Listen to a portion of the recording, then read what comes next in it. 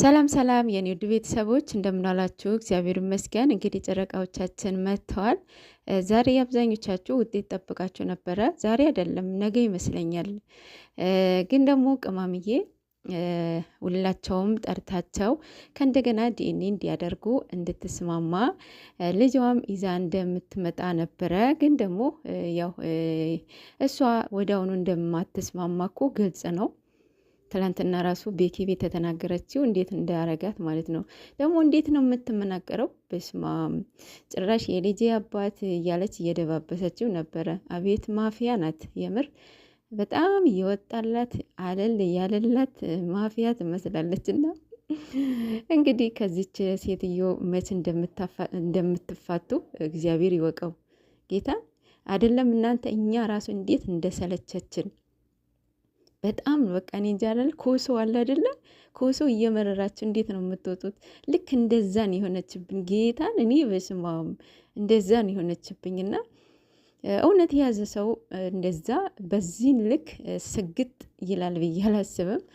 ቢኖራትም ያው እሷ አለኝን አለ ነው ያለችው። እንግዲህ ሚዲያውንም ፈረዙንም ለእሷ አድርገዋለች እስካሁን ያው ዲኤንኤ አላደርግም ነው። አንተና ጭራሽ አንተ ለማስቀየር ነው ያሰብከው አልተሳካልህም እያለችው ነበረ። እኔ እንጃ ሀሳቧ ከየት እንደሚመጣላት አላቅም። በጣም ነው የምታወጣቸው። አልቻሏትም ወንዶቹ የምር አልቻሏትም። ግን በጣም ነው የምታበሳጨው። ወይኔ በጣም እኔ እንጃ እልህ ውስጥ ትከታችኋለች በጣም ማለት ነው። እኔ እንጃ ቢኒ እንዴት እንደቻላት አላቅም። እሱ በጸባው ነው እያወራት ያለው። እሷ ግን የማታደርገው ነገር የለም። በጣም ነው የምትንቀው፣ በጣም ነው የምታበሻት። ኧረ በስመ አብ የሷ አላቅም። ግን ደግሞ ያው ውጤቱ እውነትም የብሩኬ ከሆነ ያው አደርጋለሁ ነው የሚለው። ምክንያቱም በዚህ መንገድ እንደማታደርግ ነው አካሄድዋ ማለት ነው። ሶ ውጤቱ መጠበቅ ነው። ሲቀጥል እኔ በጣም ግራ የገባኝ ነገር ቢኖር የፈለጋችሁበት አሁን ለምሳሌ ቡታጅራ ላይ ትልቅ ሆስፒታል የሚባለው የግል ነው፣ አለም ሆስፒታል ነው። ሆስፒታል እንጃ የዲኤንኤ ጀምሯል ብዬ አላስብም። አለም ግን አላቸው፣ አለም መድኃኒት ቤት አላቸው። ሌላ የግል ሆስፒታል ማድረግ አይችሉም። እና ይህንን ጥያቄ ሆኖብኛል ማለት ነው። ሶ ዲኤንኤ እንዴት ማድረግ እንዳለባችሁ እባካችሁ ጨረቃዎቻችን እዩ።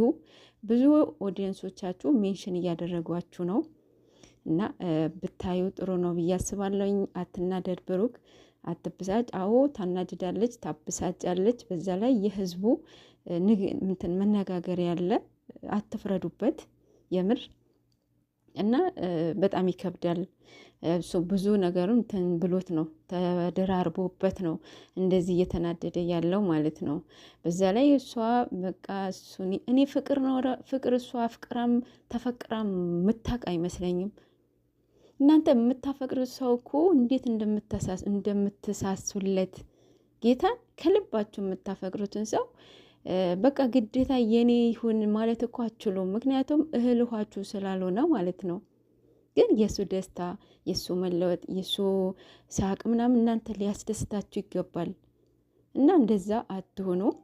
እሷ እንትን በቀል ይመስለኛል እየተበቀለችው ነው። ምን አላቅም እኔ እንጃ። በስመ አብ በጣም ነው የምታስቀው አንዳንዴ። እኔ እንጃ ልጅነት ልጅ አይደለችም። እኔ ልጅ አድርገኝ። እሷ ነች ልጅ የምታወራቸው ንግግሮች ልጅ ነው። እኔማ የምታበሳጨኝ ነገር ምንድን ነው? አክቶቿ በጣም ነው የሚያበሳጩኝ። እኔ በስመ አብ ለ5 ደቂቃ ከእሷ ጋር ማውራት አልችልም ነበረ የምር። እና በጥፊ በለዋት ነው የሚለው። ለማንኛውም ጨረቃዎቻችን እግዚአብሔር ይርዳችሁ ከዚህ ውጥንቅጥ ማለት ነው። እና አታስረዝሙብን እባካችሁ፣ ብታሳጥሩት ጥሩ ነው።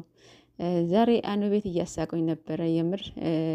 እሰርጋቸው ቀን ለማግባት ወሰና እንትን ጓጉታችኋል እናንተ ራሱ። ኧረ ተረጋጉ እንዲህ ጓጉቶ የገባ ትዳር ምንም በረከት የለውም። እነሱ ደግሞ እንደዚህ አይነት ልጆች አይደሉም። በሰው ግፊት እንደዚህ የሚያደርጉ ልጆች አይደሉም።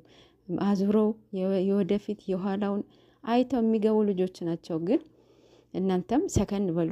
አሁን በጣም እንጃ ትዳር ውስጥ እንዲገቡ ትፈልጋላችሁ፣ እንዲጋቡ። ተረጋጉ።